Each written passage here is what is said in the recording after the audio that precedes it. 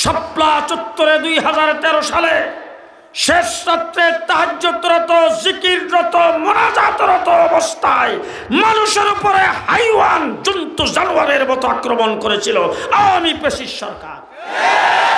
ঠিক তাদের কায়দায় একই টাইমে রাতের অন্ধকারে আজকে ডিসেম্বর মাসের 17 তারিখ দিবাগত রাত্রে টঙ্গীর মাঠেও তাহাজ্জুদরত অবস্থায় মানুষের উপর আক্রমণ করেছে সাদিয়ানি গ্রুপ।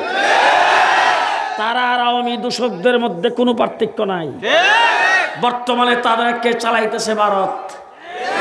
পরাজিত শক্তি বাংলাদেশ থেকে গেছে, এখন কত ভাবে যে চাইতেছে। একবার আনসারদেরকে লেলাইয়ে দিল, একবার বিচারপতিদেরকে লেলাইয়ে দিল, আবার ওই ফেনী নদীর বান খুললা পানি ছেড়ে দিল, আবার কয়েকদিন আগে সচিবালয়ে আগুন দিছে। এরাই দিছে, কিন্তু এরাই সাদিয়ানি গ্রুপে লাগাইছে। বর্তমান অন্তর্বর্তীকালীন সরকার যাতে ফলস পজিশনে পড়ে, তারা যাতে অকার্যকর হয়, এই জন্যই ষড়যন্ত্র।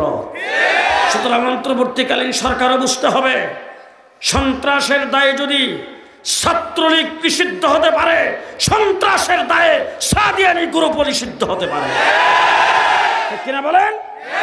কংগ্রেস তোমার মাঠে যারা সন্ত্রাসী কায়দায় আক্রমণ করে, আল্লাহর ওলিদেরকে যারা হত্যা করেছে, তাদের তাবলীগ বাংলাদেশের কোন মসজিদে হবে না, টঙ্গীর মাঠে আর করা যাবে না।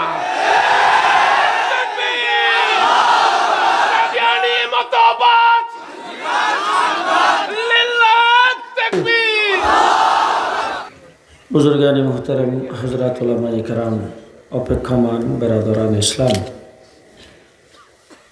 দেশের শীর্ষস্থানীয় উলামায়ে কেরাম আপনাদের সামনে কোরআন এবং হাদিসের আলোকে ভবিষ্যৎ জিন্দেগির করণীয় সম্পর্কে বিস্তারিত আলোচনা করেছেন। আমি স্টেজে আসার পরে মাদ্রাসার 3 জন ছাত্রর মাথায় পাগড়ি পরানো হয়েছে। এই পাগড়ি মাথায় দিয়ে আপনাদেরকে একটা মেসেজ দেওয়া হয়েছে যে তাদের দেহটা আল্লাহ কোরআনের জন্য কবুল করেছে। তাদের দেহের ভিতরে 30 পারা কোরআন, কোরআনে কারীম আল্লাহ পাকের কালাম। কোরআনকে যদি জিজ্ঞেস করেন, কোরআন তুমি কোথায় থেকে আসছো, তোমার বাড়ি কই, কোরআন জবাব দেবে বাল হুয়া কোরআনুম মাজিদ ফি লাওহিম মাহফুজ। কোরআনকে আল্লাহ তাবারক ওয়া তাআলা লৌহে মাহফুজে সংরক্ষণ করেছে, সেখান থেকে আসছে। উলামায়ে কেরাম এখানে আছে, আমি সংক্ষেপে বলতে চাই, আপনি যদি এখন লৌহে মাহফুজে যান, যাইয়া এটার সঙ্গে যদি গ্যাসা দেন, কোনো আওয়াজ এটার থেকে বের হবে না। লৌহে মাহফুজে কোরআন আছে, কিন্তু কোনো আওয়াজ নাই। লৌহে মাহফুজকে যদি কাটেন, ছিঁড়েন, ফাড়েন, এটার ভিতরে একটা অক্ষর নেই। লৌহে মাহফুজে কোরআন আছে তো, আওয়াজও নাই। লৌহে মাহফুজের কাছে যে গেছলেও আওয়াজ পাওয়া যাবে না। আবার যদি এটার ফাড়েন, কাটেন, ভাঙ্গেন, এর ভিতরে কোনো অক্ষরও পাওয়া যাবে না। কথা বুঝাইতে পারি নাই বোধ হয়। লৌহে মাহফুজে কোরআনের অক্ষরও নাই, আওয়াজও নাই। এবার আসেন যে 3 জন ছাত্রর মাথায় পাগড়ি পরাইলাম, তাদের কাছে যে একটু গসেন তো দেখি কোনো আওয়াজ বের হয় কিনা। তাদের দেহের মধ্যে কোনো আওয়াজ আছে? নাই। এখন যদি তাদেরকে জবাই করেন আর গোটা শরীরটাকে যদি তন্ন তন্ন করে তালাশ করেন, ভিতরে কোনো অক্ষর পাওয়া যাবে? জি, সোজা কথা, সংক্ষিপ্ত কথায় যেটা বুঝাইতে চাই সেটা হলো, জমিনের উপরে জিন্দা চলাফেরা কোনো লৌহে মাহফুজ যদি দেখতে চান, হাফেজে কোরআন, হাফেজে কোরআন। লৌহে মাহফুজে কোরআনের অক্ষর নাই, আওয়াজও নাই। হাফেজে কোরআনের দেহের ভিতরে অক্ষর নাই, আওয়াজও নাই। আল্লাহ তাবারক ওয়া তাআলা আমাদের মধ্য থেকে কিছু লোকজনকে বাছাই করেছেন কোরআন হেফাজতের জন্য। কোরআন কার কালাম? কার কালাম? আল্লাহ পাকের কালাম। খুব ভালো করে মনে রেখেন, আমাদের এই সমস্ত মাদ্রাসাগুলিতে কি শিক্ষা দেওয়া হয়? আপনি যদি স্কুল কলেজের কাউকে জিজ্ঞেস করেন, বাবা তুমি ডক্টর, তুমি ইঞ্জিনিয়ার, তুমি প্রফেসর, তুমি ডাক্তার, তুমি পিএইচডি হোল্ডার, তোমার শিক্ষার গোড়া কোথায়, কোথার থেকে শুরু হয়েছে? তখন কেউ বলবে বাংলা একাডেমির থেকে শুরু, কেউ বলবে না বিশ্ববিদ্যালয় বোর্ডের থেকে শুরু, কেউ বলবে দেশ স্বাধীনের পরে শেখ মুজিবুর রহমান সাহেব শিক্ষা মন্ত্রণালয় কায়েম করে সেখান থেকে আমাদের শিক্ষার উৎপত্তি ঘটাইছেন। আপনি আমাকে যদি জিজ্ঞেস করেন, একজন আলেমকে যদি জিজ্ঞেস করেন তোমার শিক্ষা কোথায় থেকে শুরু হয়েছে, আমি পরিষ্কার বলবো আমার শিক্ষা হেরা গুহার থেকে শুরু হয়েছে। আজকে যদি কোনো জাগতিক কোনো শিক্ষায় শিক্ষিত কোনো মানুষকে জিজ্ঞেস করেন তোমার শিক্ষা সিলেবাস কোথায় থেকে আসছে, তখন সে বলবে যে শিক্ষা কমিশন গঠন করে শিক্ষা মন্ত্রণালয়ে শিক্ষা সিলেবাসের জন্য সাব কমিটি আছে, সেখান থেকে আমাদের শিক্ষা সিলেবাস প্রণয়ন করা হয়। বৎসরে বৎসরে পরিবর্তন করে বানর থেকে মানুষ তৈরি, শরীফ থেকে শরীফার গল্প। ধর্ম শিক্ষাকে সংকোচন করতে করতে কোন স্কুলে ধর্ম শিক্ষা দেওয়ার একজন মাস্টার নাই। আপনাদের সরিষাবাড়িতে আছে? জি, গোটা বাংলাদেশের ধর্ম সাবজেক্টের পরীক্ষা বাতিল করা হয়েছে।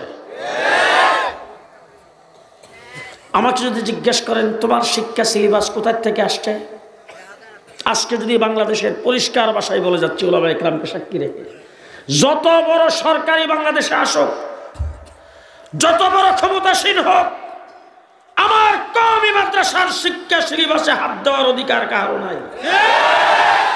তার কি কারণ?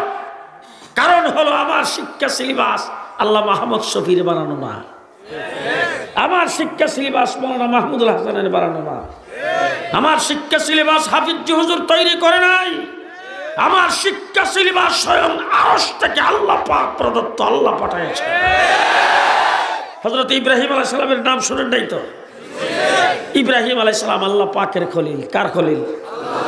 আল্লাহর খলিল ইব্রাহিম আলাইহিস সালাতু ওয়াস সালামকে দিয়ে আল্লাহ পাক অনেক পরীক্ষা নিয়েছেন, কঠিন কঠিন পরীক্ষা। সর্বশেষ পরীক্ষা আল্লাহ পাকের দরবারে একটা ছেলেকে চাই আনছিলেন। আল্লাহ বলেন এই ছেলেটা আমার রাস্তে কুরবানি করে দাও। ছেলে কুরবানি শেষ পরীক্ষা 100-তে 100 নাম্বার, A+ পাইছে। হযরত ইব্রাহিম আলাইহিস সালাম আল্লাহকে, ইব্রাহিম এতদিন পর্যন্ত পরীক্ষা নিয়েছিলাম গ্রেডিং, এখন বাইবা বাকি। ইব্রাহিম আলাইহিস সালামকে বাইবা কি বলে? গর্ব না। তো হযরত ইব্রাহিম আলাইহিস সালাম আল্লাহ পাকের খলিল, তার নাম খলিলুল্লাহ। আর ছেলেকে জবাই করতে নিছিল, ছেলে জবাই হয় নাই। অফাদাইনাহু বিযিবহিন আযীম, আল্লাহ পাক জান্নাতি দুম্বা তার পরিবর্তে জবাই করে দিয়া আল্লাহ ঘোষণা করছেন তার নাম হইল জবিহুল্লাহ। ইব্রাহিম খলিলুল্লাহ, ইসমাইল জবিহুল্লাহ। আল্লাহ ডাক দেখো খলিলুল্লাহ আর জবিহুল্লাহ দুইজনে মিল্লা গড় বানাও। তো ইব্রাহিম আলাইহিস সালাম হলেন রাজমিস্ত্রি আর জবিহুল্লাহ হইলেন যোগালী, লেবার। তো দুইজনে মিলে ঘর বানাইছে। ঘরটা যখন কমপ্লিট হয়েছে, ঘরের চৌখাটের মধ্যে ধরে ইব্রাহিম আলাইহিস সালাম আল্লাহ পাকের দরবারে দোয়া করছেন, রব্বানা তাকাব্বাল মিন্না ইন্নাকা আনতাস সামিউল আলিম। আল্লাহ ঘরটা তো বানাইলাম, ঘরটা তুমি কবুল আর মঞ্জুর করো। আল্লাহ ডাক দেখো ইব্রাহিম শুধু কবুল করে তো শেষ করলাম না, তোমার নাম খলিলুল্লাহ, ছেলের নাম জবিহুল্লাহ, ঘরেরও নাম রাখলাম বাইতুল্লাহ। ঘরের কি নাম? বাইতুল্লাহ। এবার ইব্রাহিম আলাইহিস সালাম আল্লাহকে, ইব্রাহিম পরীক্ষা যা তোমার কাছ থেকে নেওয়া দরকার ছিল সব শেষ, প্রত্যেকটা সাবজেক্টে তুমি A+ গোল্ডেন প্লাস পাইছো। এখন একটা সমাজের মধ্যে একটা রীতি হবে, কেউ যদি পরীক্ষায় ফাঁস করে তাকে পুরস্কার দেওয়া। আপনাদের এখানে দেয় না বোধহয়? এই যে ফাঁকরি দিলাম, এটাও তো একটা পুরস্কার। পুরস্কার দেওয়া একটা রেওয়াজ থাকবে। তো পুরস্কার যে থাকবে সেই পুরস্কারটা আবার 2 প্রকারের হবে। এক প্রকারের পুরস্কার হলো, আচ্ছা এই যে মাথায় যে পাগড়ি পরাই দিলাম, পাগড়িটা কি সাদা দিব না রঙিন দিব, এটা কি ছেলেদের জিজ্ঞাসা করছে? ছেলের বাপের জিজ্ঞেসে? মাদ্রাসার হুজুরদের পছন্দ মতো কিনে আইন না, এখন স্টেজে উঠে মাথায় বেঁধে দিছে। এরকমই ফার্স্ট সেকেন্ড টার যারা হবে তাদের জন্য বাজার থেকে পুরস্কার কিনে আইন না, ঘরে বসে সুন্দর কাগজ দিয়ে প্যাকেট করিয়া স্টেজের মধ্যে সভাপতি প্রধানমন্ত্রীর মাধ্যমে রেখে রেখে দিয়ে দেয়। এটা হইল কর্তৃপক্ষের ইচ্ছাধীন, যেটা দেয় এটা নিয়েই খুশি।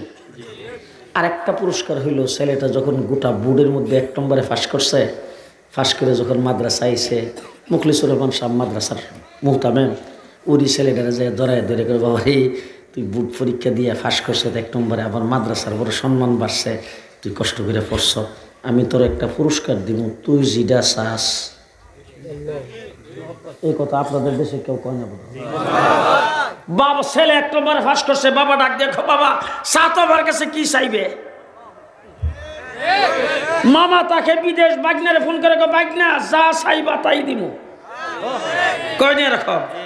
আল্লাহ রাব্বুল আলামিন ইব্রাহিম আলাইহিস সালাম ডাক দেখে, ইব্রাহিম দুটা পুরস্কারে তোমার জন্য রাখছি, 1 নম্বর পুরস্কার আমার ইচ্ছাধীন তোমারে দিলাম, ইন্নী জাইলুকা লিন-নাসি ইমামা, তামাম পৃথিবীর মানব মণ্ডলীর জন্য তোমাকে লিডার বানিয়ে দিলাম, মিল্লাত আবিকুম ইব্রাহিম, গোটা মুসলিম জাতির জন্য তোমাকে জাতির পিতা বানিয়ে দিলাম। 2 নম্বর একটা পুরস্কার আমি তোমারে দিব, তুমি যা চাও তাই দিব, মাং তো কিয়া মাংনা হে, চাও তুমি আমার কাছে কি চাইবা। হযরত ইব্রাহিম আলাইহিস সালাম বাইতুল্লাহর চৌকাঠে ধরে দাঁড়াইছে, দাঁড়ায় আল্লাহর ডাক দেখো, আল্লাহ তুমি কিন্তু কইছো যা চাই তাই দিবা। মামা যদি বাগনা রেখো যা চাই তাই দিবা, তো বাগনা মামারে ডাক দেখো, চলেন তাইলে মার্কেটে যাই। জামালপুরের মার্কেটে গেছে, যাওয়ার সময় মামা মনে মনে ভাবতেছে যে চাওয়ার কথা কইছে একটা মোবাইল চাইব, আর না হলে একটা গড়ি।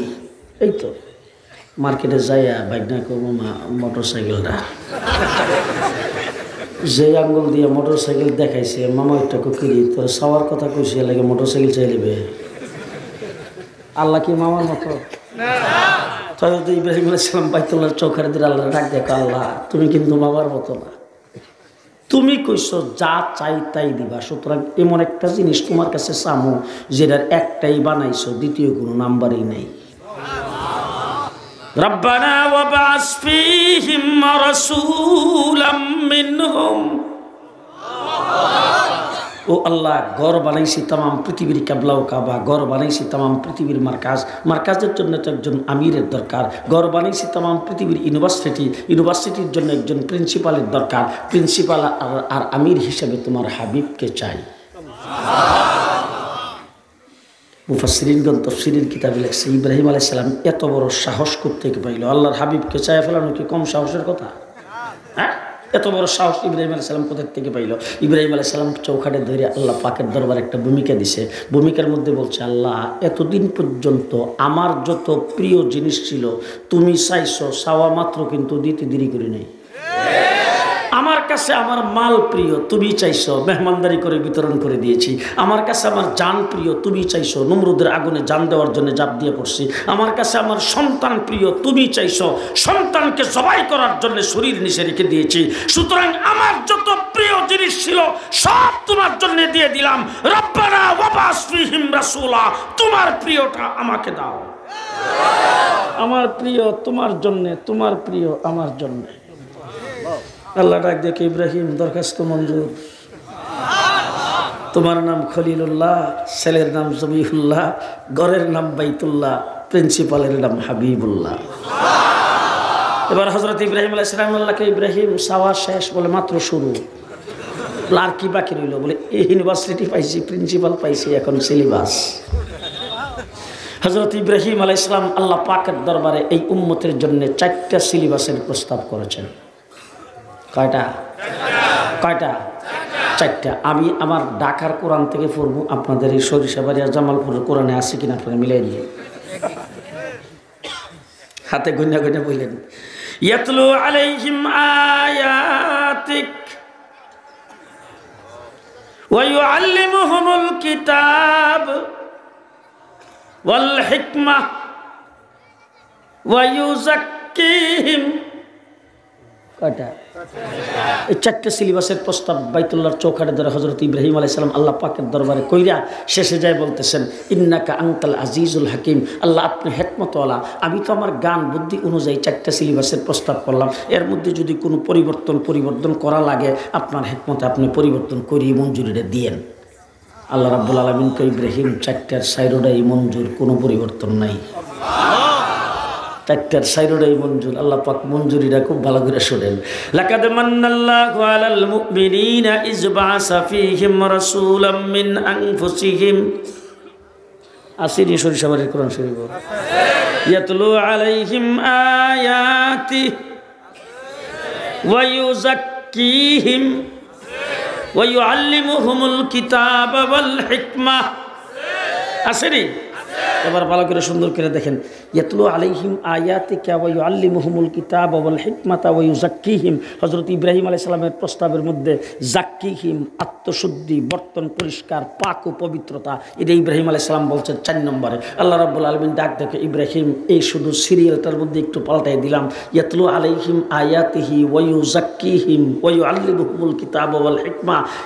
কিতাব আর হিকমতের দুধ আমি আল্লাহ পাক 3 নম্বর আর 4 নম্বরে দিয়া ওই ইউযাক্কিহিম, আত্মশুদ্ধি, বর্তন পরিষ্কার, পাক ও পবিত্রতা, এটাকে 2 নম্বরে দিলাম। তার কারণটা হলো কওমি মাদ্রাসায় নুরানি মক্তবে সর্বপ্রথম মক্তবে ভর্তি হবে, তারপরে নাজেরা পড়বে, কোরআন শরীফ তারতিলের সাথে তাজবিদের সাথে মাখরাজ সহ, লম্বা বাড়ি সহ, মদ গুন্না সহ সহি শুদ্ধ কোরআন শরীফ সেখানে কমপ্লিট করার সাথে সাথে আল্লাহ পাকের 99টার নাম মুখস্থ করবে, 40টা হাদিস মুখস্থ করবে, নামাজের ফরজ, উজুর ফরজ, তায়াম্মুমের ফরজ, নামাজের সুন্নত, উজুর সুন্নত, তায়াম্মুমের সুন্নত, সকল মাসনুন দোয়া, দিলা কুলুফের সুন্নত, খাওয়ার সুন্নত, দস্তরখানের সুন্নত, কাফন পরাইবার সুন্নত, জানাজার নামাজের সুন্নত, জুমার নামাজের সুন্নত, যাবতীয় সুন্নত, হাঁটার সুন্নত, বসার সুন্নত, ঘুমাইবার সুন্নত, সব সুন্নত এখান থেকে শুনে আত্মশুদ্ধি হয়ে যাবে নাজারার ভিতরে। হইতেছে কিনা? হইতেছে কিনা? আমার কাছে কয়েকজন আলেম আসছেন সাক্ষাৎ করতে, আইসা সালাম মুসাফা কইরা তারা আবার অন্য মাদ্রাসায় পড়ছে, নাম কমো না। তো আইসা তারপর কইতেছে, হুজুর আমরা সরকারি ইসলামিক ফাউন্ডেশনের পক্ষ থেকে ইমাম প্রশিক্ষণ হয়েছিল, সেই প্রশিক্ষণে গেছিলাম। আমি বললাম মাশাআল্লাহ, খুব ভালো করছেন। তো প্রশিক্ষণে যে গেলেন আপনারা কি শিখলেন, সেখান থেকে কী পাইলেন? বলে হুজুর যাওয়াতে আমাদের অনেক অভিজ্ঞতা হয়েছে, হাঁস মুরগি কেমনে ফালে, আর ওই যে হাঁস মুরগির যে অসুস্থ হয় তাইলে তার লেদাটা দেখলেই যে বোঝা যায়। এই লেদাটা হুজুর গাইতে গুইতে আমাদের পরীক্ষা করে তারপরে দেখাইছে, এরপরে গরুরে কেমনে ইঞ্জেকশন দেয়। আমি বললাম যে দেখেন, মসজিদের ইমাম হাঁস মুরগি কেমনে ফালে আর হাঁস মুরগির চিকিৎসা করবে, এই চিকিৎসার জন্য আল্লাহ মসজিদের ইমামকে বানাই নাই, মসজিদের ইমামকে বানাইছে সমাজের মুসলমানদের রূহের চিকিৎসার জন্য। ঠিক না ঠিক? সমাজের মানুষের ইসলাম দিন, এই দিনের উপর মানুষ কিভাবে থাকতে পারবে, নবীর সুন্নতের উপর আমল কিভাবে করতে পারবে, এই চিকিৎসার জন্য উলামায়ে কেরামকে আল্লাহ বানাইছেন। আমি তখন তাদেরকে বললাম, দেখেন আমার কিন্তু সরকারি ইমাম প্রশিক্ষণে যাওয়ার কোনো প্রয়োজন নাই, আমার মাদ্রাসার কোনো ছাত্রর যাওয়ার প্রয়োজন নাই, কওমি কোনো আলেমের যাওয়ার প্রয়োজন নাই। তার কারণ হলো ইমামতির ট্রেনিং আমরা মক্তবে দেওয়ায়া, তারপরে মাদ্রাসার বাৎসরিক মাহফিলে স্টেজে উঠায়া জানাজার নামাজ, ঈদের নামাজ, জুমার নামাজ, খুতবা সহ পড়ায়া ইমামতি ফাঁস করায়া তারপরে মাদ্রাসায় ভর্তি করি। আমরা ইমামতির ট্রেনিং দিয়ে আগে ঠিক ইমাম বানায়া তারপরে মাদ্রাসায় ভর্তি করি। হযরত ইব্রাহিম আলাইহিস সালামকে আল্লাহ বলেন, ইব্রাহিম সর্বপ্রথম ইয়াতলু আলাইহিম আয়াতি, কোরআন শরীফ নাজেরা শিখবে অর্থ সহ। অত আসতে করে অর্থ সহ। জি আচ্ছা, এখন বলতেছে আপনাদের দেশে মায়া লোক তো কোরআন শরীফ পড়া জানে না, জানে না অনেকে? আচ্ছা, অধিকাংশ মায়া লোক কোরআন শরীফ পড়া জানে, তার বাবা মক্তবে পাঠায় তারে কোরআন শরীফ পড়াইছে। এখন কোরআন শরীফ পড়ার পরে এই মায়া লোকের বাবা যখন ইন্তেকাল করে তখন সে কোরআন শরীফের খতম করে না, তো কোরআন শরীফ খতম করে না? বাবার জন্য খতম কোরআন শরীফ, মার জন্য খতম কোরআন শরীফ পড়ে। আচ্ছা, এই যে বাবার জন্য যে খতম কোরআন শরীফ পড়লো, হাদিসে পাকে রাসূল সাল্লাল্লাহু আলাইহি সাল্লাম বলছেন, উলামায়ে কেরামের জবান থেকে আপনারা শুনছেন, বাবা মার জন্য সন্তান যখন কোরআন খতম করে দোয়া করে, আল্লাহ পাক তার কবরের আযাব মাফ করে দেন। ঠিক কিনা বলেন? এবার জিজ্ঞেস করতে চাই, আপনাদের সমাজের যে সমস্ত মহিলারা বিবাহ শাদী হয়েছে, পরের ঘরে গেছে, বাবা মারা যাওয়ার পরে যে কোরআন শরীফ খতম পড়ছে, এরা কোরআন শরীফ অর্থ বুঝে পড়ছে তো? জি। এখন যে এরা পড়ছে কোন আশা? বাবার কবরের আযাব মাফ হবে, কথা কয় না। এবার যে কোরআন শরীফ যে খতম করে বাড়ি ঘরে গ্রামে গঞ্জে যারা পড়ে কোরআন শরীফ খতম করে, এরা অর্থ জানে তো? তেহারা খতম করে কোন আশায়? আমাদের মসজিদগুলোর প্রত্যেক মসজিদের ইমাম খতিব তারা যে রমজান মাস আসলে কোরআন শরীফ বেশি বেশি করে তেলাওয়াত করার জন্য মানুষকে উদ্বুদ্ধ করে, এই মানুষগুলি সব কোরআন শরীফের অর্থ জানে তো? জি। এখন আমাদের মাদ্রাসাগুলিতে দেখছি কোরআন শরীফের খতম করাইবার জন্য লোকজন আসে, আমার মাদ্রাসায় আসে। তা আসলে আমরা হেফজখানার হুজুরকে ডাক দিই, হাবিজ সাহেব ডেকে নিয়ে বলে, হাবিজ সাহেব এই যে ধরেন নাম, এই নামের ইসালে সোহাবের উদ্দেশ্যে 2 খতম কোরআন শরীফ পড়াই দেন। এবার হেফজখানার হাবিজ সাহেব করে নিজে নিজেই পড়ে না ছাত্রদের দিয়ে পড়ায়? এই যে ছাত্ররা কেউ 10 পারা পড়ছে, কেউ 15 পারা পড়ছে, কেউ 20 পারা পড়ছে, কেউ খতম করছে, হাবিজ সাহেবের কাছে শোনাইতেছে, তাদের মধ্যে পারা বাক করে দিয়ে দিছে, আধা ঘন্টার ভিতরে 2-3 খতম হয়ে গেছে। এই যে ছাত্ররা যে কোরআন শরীফ খতম করলো ইসালে সোহাবের উদ্দেশ্যে, যেই ব্যক্তি খতম করাইলো, আমরা তার ছাত্রদের দিয়ে খতম করাইলাম, এই ছাত্রদের ফেডের ভিতরে যদি 100টা বুম মারি বিসমিল্লাহর অর্থ যে সোহাব হয়নি তো? সোহাবের আশা পড়ছি কিনা কথা বলেন? তাহলে মৌলানা সাদ শাব্দিক কোরআন শরীফ না বুঝে পড়লে ওয়াজিব তরকের গুনাহ। হ্যাঁ যে নাউজুবিল্লাহ যারা কইছেন এরা কোন দলে? ঘটনা কি? এইখানে আমার আবুল কাসেম ভাইও আসবেন, উলামায়ে কেরাম আছে। রাসূলুল্লাহ সাল্লাল্লাহু আলাইহি ওয়াসাল্লাম বলছেন এক অক্ষরে 10টা নেক। কয়টা? 10টা নেক। এখন হাদিসটা খুব ভালো করে শুনেন। হুজুর আকরাম সাল্লাল্লাহু আলাইহি ওয়াসাল্লাম দেখলেন আলিফ লাম মিম, আলিফ কইয়া মাঝখানটা শ্বাস সারণ যাইব তো, লাম কইয়া শ্বাস সারণ যাইব তো। আলিফ লাম মিম একসাথে লেখা, একসাথে টান দিয়ে পড়তে হবে। রাসূল সাল্লাল্লাহু আলাইহি ওয়াসাল্লাম উম্মতকে ব্যাখ্যা করে বুঝাইছে, তোমরা মনে করতে পারো একসাথে যেহেতু টান দিয়ে পড়তে হয়, একসাথে যেহেতু লেখা, এই জন্য 3টা অক্ষর মিলে বোধ হয় আমি যে বলছি 10টা নেক, তোমরা 10টা নেক পাইবা। রাসূল বলেন না, আলিফ ও হারফুন, লাম ও হারফুন, মিম ও হারফুন। আলিফ একটা হরফ, লাম একটা হরফ, মিম একটা হরফ, 3টা অক্ষর পড়লে 30টা নেক পাইবা। এবার উলামায়ে কেরামকে জিজ্ঞেস করে দেখেন তো, যতগুলি তাফসীর আছে সমস্ত তাফসীরের মধ্যে আলিফ লাম মিম, হা মিম, তাসিন মিম, এই সমস্ত অক্ষরগুলির অর্থ লেখছে আল্লাহু আলাম। এর অর্থ কে জানে? আল্লাহ জানে। তাইলে জিরার অর্থ সম্পর্কে রাসূল বলতেছেন আল্লাহ জানে, হাদিসের মধ্যে আসছে আল্লাহ জানে, যে হাদিসের তাফসীরের মধ্যে আসছে আল্লাহ জানে, এটার অর্থ কেউ জানে না। হিরা বললে এক অক্ষরে কয়টা নেক? আল্লাহ রাসূলকে এক অক্ষরে 10টা নেক। মৌলানা সাদ্দিক ও কোরআন শরীফ না বুঝে বলে লাভ নাই।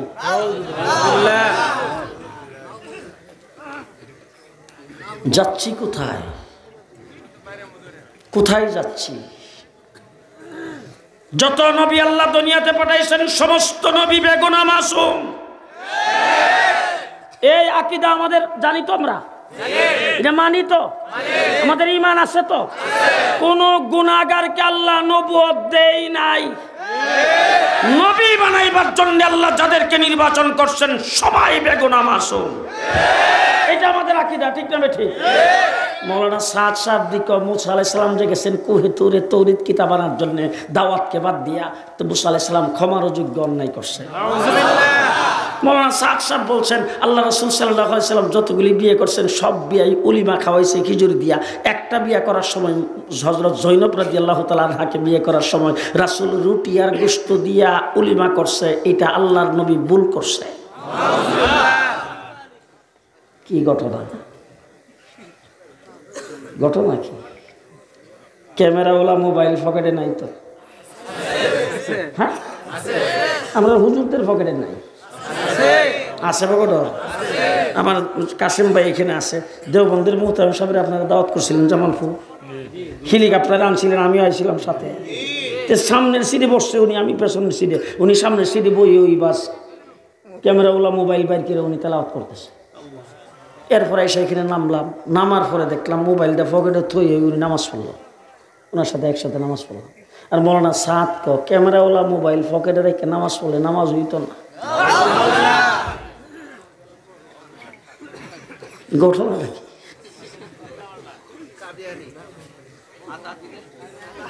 এই জন্য আমার ভাইরা তাবলীগ জামাত গোটা পৃথিবীর আমেরিকা রিপোর্ট করেছেন 33 কোটি মানুষ তাদের দাওয়াতে ইসলাম কবুল করেছে।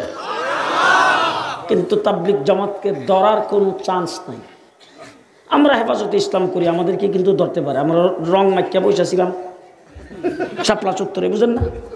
এরপর আমাদেরকে সন্ত্রাসী মামলা দিছে আমার বিরুদ্ধে 73টা। 10টা মামলায় আমাকে অ্যারেস্ট দেখাইছে, সবগুলি মামলা হইল সন্ত্রাসী মামলা। এখন রুম থেকে বের করে কোথাও নিবে, নেওয়ার সময় হাতে পায়ে ডান্ডা বেরিয়ে লাগা। তা আমি জিজ্ঞেস করলাম কি ব্যাপার, ঘটনাটা কি? বলে আপনাদের মামলা হইল সন্ত্রাস বিরোধী মামলা। আমাদেরকে সন্ত্রাসী বলতে সহজ, কারণ আমরা জোর গলায় বক্তৃতা দিই, রাস্তায় নেমে স্লোগান দিই। তাবলিগ জমাত যে এরা সন্ত্রাস করবে কেমন? এরা তো আসমানের উপর আর জমিনের নিচের কথা কয়, মাঝখানের কোনো কথাই নেই। কে ট্রাম্প পাস করলো না জো বাইডেন ক্ষমতাতে গেল, এগুলি কোনো খবর এদের আছে? এদের কোনো খোঁজ খবর নাই। আমেরিকার লোকেরা, ব্রিটেনের লোকেরা, ইহুদিরা, খ্রিস্টানেরা, নাস্তিক, মুরতাদ, বিধর্মীরা তাবলিগের ভিতরে তাদের লোক ঢুকাইছে। এরপরে যায় সেরা চিল্লা লাগাইছে, শাল লাগাইছে, আমির হয়েছে। এরপরে বাইরে এসে রিপোর্ট দিছে এরা আসমানের উপরের জমিনের নিচের কথা কয়। কিন্তু নিউ ইয়র্কের জমিনে 450 মসজিদ বানাইছে। লন্ডনে 100-র উপরে দাওরায়ে হাদিস পর্যন্ত মাদ্রাসা, সবগুলি তাবলিগ জামাত। এরপরে বড় বড় ইঞ্জিনিয়ার, ডাক্তার, প্রফেসর। হে বড় নিজে ডাক্তার, হে নিজে ইঞ্জিনিয়ার, হে প্রফেসর, তাবলিগ জমাতে যাইয়া দিন বুঝে আসছে। সবগুলি ছেলেদের মাদ্রাসায় পড়াইছে, সমস্ত মেয়েদের মাদ্রাসায় পড়াইছে, মেয়েদেরকে আলেমের কাছে বিয়ে দিছে। কথা বলে না? ঠিক কিনা বলেন? এখন এই অবস্থার যে সৃষ্টি হয়েছে, এটা কি ইহুদি খ্রিস্টানের মাথা খারাপ হয়ে গেছে না? হুঁশ আছে? হুঁশ নাই। এখন দেখলে যে তাবলিগদের যেইভাবে বাংতে হইব, একটারে কিনছে। কথাটা কি বুঝে আসছে? কোথার থেকে ঘুরতেছে? 2 নম্বর কথা বললাম, ভালো করে মনে রাখেন। শাপলা চত্বরে 2013 সালে শেষ রাত্রে তাহাজ্জুদরত, জিকিররত, মুনাজাতরত অবস্থায় মানুষের উপরে হাইওয়ান, জন্তু জানোয়ারের মতো আক্রমণ করেছিল আওয়ামী ফ্যাসিস্ট সরকার। ঠিক তাদের কায়দায় একই টাইমে রাতের অন্ধকারে আজকে ডিসেম্বর মাসের 17 তারিখ দিবাগত রাত্রে টঙ্গীর মাঠেও তাহাজ্জুদরত অবস্থায় মানুষের উপর আক্রমণ করেছে সাদিয়ানি গ্রুপ। তারা আর আওয়ামী দূষকদের মধ্যে কোনো পার্থক্য নাই। বর্তমানে তাদেরকে চালাইতেছে ভারত। পরাজিত শক্তি বাংলাদেশ থেকে গেছে, এখন কত ভাবে যে চাইতেছে। একবার আনসারদেরকে লেলাইয়ে দিল, একবার বিচারপতিদেরকে লেলাইয়ে দিল, আবার ওই ফেনী নদীর বান খুললা পানি ছেড়ে দিল, আবার কয়েকদিন আগে সচিবালয়ে আগুন দিছে। এরাই দিছে, কিন্তু এরাই সাদিয়ানি গ্রুপরে লাগাইছে। বর্তমান অন্তর্বর্তীকালীন সরকার যাতে ফলস পজিশনে পড়ে, তারা যাতে অকার্যকর হয়, এই জন্যই ষড়যন্ত্র। সুতরাং অন্তর্বর্তীকালীন সরকারও বুঝতে হবে, সন্ত্রাসের দায়ে যদি ছাত্রলীগ নিষিদ্ধ হতে পারে, সন্ত্রাসের দায়ে সাদিয়ানি গ্রুপও নিষিদ্ধ হতে পারে। কিনা বলেন? টঙ্গী ইজতেমার মাঠে যারা সন্ত্রাসী কায়দায় আক্রমণ করে, আল্লাহর ওলিদেরকে যারা হত্যা করেছে, তাদের তাবলীগ বাংলাদেশের কোন মসজিদে হবে না, টঙ্গীর মাঠে আর করা যাবে না।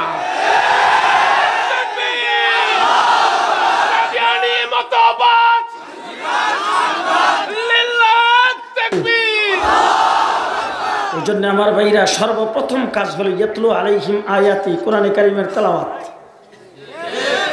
করবো না আমরা সবাই? বাচ্চাদের শিখাবো না? বাচ্চাদের শিখাবো না? সর্বপ্রথম আপনার সন্তানের জন্য সর্বপ্রথম পড়া হইল কোরআনে কারিমের তেলাওয়াত। আপনার ছেলেকে আপনি ব্যারিস্টার বানান, ডাক্তার বানান, ইঞ্জিনিয়ার বানান, প্রফেসর বানান, কোনো আপত্তি নেই, কিন্তু কোরআনটা পড়ায় বানায়। কোরআনটা পড়ায় বানায়, মন থাকবো তো? পড়াবো তো ইনশাল্লাহ, পড়াবো তো ইনশাল্লাহ। আপনার ছেলে ইঞ্জিনিয়ার হোক, ডাক্তার হোক, উচ্চশিক্ষিত হোক, 2 পয়সার কোনো কাজে আসবে না, একবার কুল হল্লা পড়লে যে কাজে আসবে। আপনি যখন কবরে যাবেন তখন কুল হল্লার দাম বেশি না কম? 3 বার কুল হল্লা পড়লে 1 খতম কোরআন শরীফের সওয়াব। কথা মনে থাকবে তো? সর্বপ্রথম কাজ করবো তো আমরা ইনশাল্লাহ। মুহাম্মদুর রাসূলুল্লাহ সাল্লাল্লাহু আলাইহি ওয়াসাল্লাম কোরআনের আয়াত নাজিল হতো, সাহাবায়ে কেরামকে রাসূল সর্বপ্রথম শিখাইতেন। সর্বপ্রথম ইয়াতলু আলাইহিম আয়াতির নবীর দায়িত্ব, এরপর উলামায়ে কেরামের দায়িত্ব। 2 নম্বর হলো ইউআল্লিমুহুমুল কিতাব, এলমে দ্বীন শিক্ষা করা, কোরআনে কারিমের কিতাবের এলেম শিক্ষা করা, তার তর্জমা সম্পর্কে জানা, এটা হলো 2 নম্বর দায়িত্ব। 3 নম্বর দায়িত্ব ওয়াল হিকমা, কোরআনে কারিমের অর্থ খালি জানতে হবে না, হিকমতও জানতে হবে। হিকমতের শুধু একটা ব্যাখ্যা উলামায়ে কেরাম এখানে আছে, আমি দিতে চাই। কোরআন শরীফে আল্লাহ বলছেন আকিমুস সালাহ, কোরআনে বলছেন ওয়াসজুদু, কোরআনে বলছেন ওয়ারকাউ। এখন রুকুটা কেমনে হবে? হাতগুলি হাঁটুর মধ্যে দিয়ে ধরতে হবে, মাথার ফিট সমান থাকতে হবে, এটার নাম রুকু। এটা শিক্ষা দিয়েছেন কেডা? মুহাম্মদুর রাসূলুল্লাহ সাল্লাল্লাহু আলাইহি সাল্লাম। মুহাম্মদুর রাসূলুল্লাহ সাল্লাল্লাহু আলাইহি সাল্লাম কোরআনে আসছে ওয়াসজুদু, সাজদা করো। সাজদার হাত কোথায় রাখবেন, নাক কোথায় রাখবেন, কপাল কোথায় রাখবেন, সাজদার মধ্যে যে কোন ওজিফা পড়বেন সেটা শিক্ষা দিয়েছেন নবী। এটাকেই বলা হয় হিকমত। এটা কি হিকমত? ওয়াল হিকমা। নামাজ কিভাবে দাঁড়াইতে হবে, কিভাবে রুকুতে যাইতে হবে, কিভাবে সাজদায় যেতে হবে, কিভাবে উঠে বসতে হবে, কিভাবে সাজদার মধ্যে কোন দোয়া পড়তে হবে, সূরা মিলাইতে হবে কিনা, সব রাসূল শিক্ষা দিয়ে এরপর আল্লাহর নবী ঘোষণা করছেন আমি যেইভাবে শিখাইছি তোমরা যে দেখছো, সাল্লু কামা রাআইতুমুনি উসাল্লি, আমাকে যেরকম নামাজ পড়তে দেখছো তোমরা এরকম পড়ো। কথা বুঝে আসতেছে তো? আল্লাহ তাবারক ওয়া তাআলা আমাদেরকে তৌফিক দান করুন। সবাই বলেন আমিন। আমাদের দেশটা মুসলমানের দেশ, সবাই কয় না। দেশটা কার দেশ? মুসলমানের দেশ। কথা বলেন।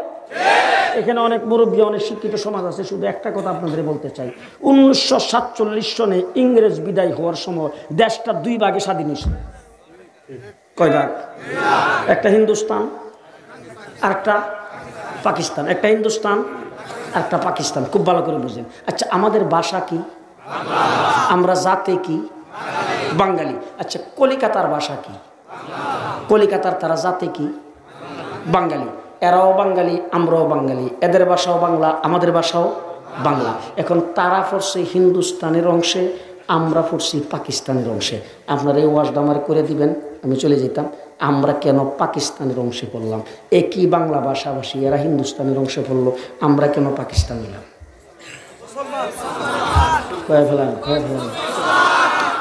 আমরা মেজরিটি মুসলমান, মুসলিম অধ্যুষিত এলাকায়, এই জন্য আমরা পাকিস্তানের অংশ হয়েছিলাম। এবার আসেন দেখি, পশ্চিম পাকিস্তানিরা যখন আমাদের উপর জুলুম নির্যাতন করেছে, আমাদের অধিকারের উপর হস্তক্ষেপ করেছে, 7.5 কোটি বাঙালি একসাথে অস্ত্র ধরে মজলুম হিসাবে জালেমের বিরুদ্ধে লড়াই করে 9 মাসে স্বাধীন। এবার আসেন দেখি কাশ্মীরের দিকে একটু তাকান তো। কাশ্মীর হিন্দুস্তানের অংশ, আসাম হিন্দুস্তানের অংশ, ত্রিপুরা হিন্দুস্তানের অংশ। কাশ্মীর 70 বৎসর লড়াই করতেছে, স্বাধীন হয়েছে। আসাম 40 বৎসর যাবৎ লড়াই করতেছে, স্বাধীন হয়েছে তো। ত্রিপুরা 40 বৎসর যাবৎ লড়াই করতেছে, স্বাধীন হয়েছে তো। জি, খোদার কসম করে বলে যাচ্ছি, যারা মুক্তিযুদ্ধের পক্ষ শক্তি বলে দাবি করে, ভালো করে চিন্তা ভাবনা করে বুঝবে, আমরাও যদি হিন্দুস্তানের অংশ হতাম 70 বৎসর লড়াই করে স্বাধীনতা অর্জন করতে পারতাম না। মুসলমান হিসাবে পূর্ব পাকিস্তান হওয়ার কারণে স্বাধীনতা অর্জন করেছি। স্বাধীনতার মূলে কি? ইসলাম। ইসলাম স্বাধীনতার মূলে, স্বাধীনতার মূলে 54 বৎসর হয়ে গেল দেশটা স্বাধীন। সর্বপ্রথমে শুনলাম সোনার বাংলা আমি তোমায় ভালোবাসি। একজনে বমি করছে, আরেকজনে খেয়েছে। 2 নম্বর একজন আসলো, আইসা ঘোষণা দিল সবুজ বাংলা। এরশাদ চাচা ক্ষমতায় যায় ঘোষণা দিল নতুন বাংলা। লেডি প্রধানমন্ত্রী হাসিনা ক্ষমতায় এসে ঘোষণা দিল আধুনিক বাংলাদেশ। কিছুদিন পরে হয়ে গেল এটা মডার্ন বাংলাদেশ। এরপরে হয়ে গেল ডিজিটাল বাংলাদেশ। পদ্মা সেতু উদ্বোধনের সময় ঘোষণা দিলেন স্মার্ট বাংলাদেশ। সব বাংলা দেখা শেষ। বলেন, জুলাই আগস্টের অভ্যুত্থানের, জুলাই আগস্টের আন্দোলনে স্কুল, কলেজ, ইউনিভার্সিটি আর মাদ্রাসার ছাত্ররা কাঁধে কাঁধ মিলায়ে রাজপথে নারে তাকবীরের স্লোগান দিয়ে 5ই আগস্টে যেই স্বাধীনতা অর্জন করেছি, এবারের বাংলাদেশ হবে ইসলামের বাংলাদেশ, ইসলামের বাংলাদেশ। কে কে রাজি আছেন দেখি?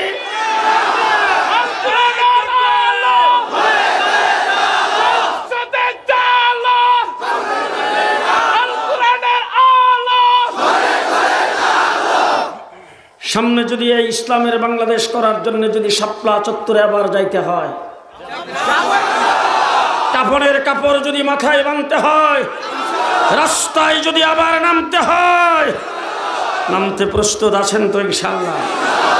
আমরা এই দেশে ইসলাম নিয়ে থাকতে চাই। আল্লাহ কবুল আর মঞ্জুর করুক, আল্লাহ এই মাদ্রাসাকে কবুল করুক। আজকের এই মাহফিল আমাদের সকলের জন্য নাজাতের জরিয়া বানিয়ে দাও।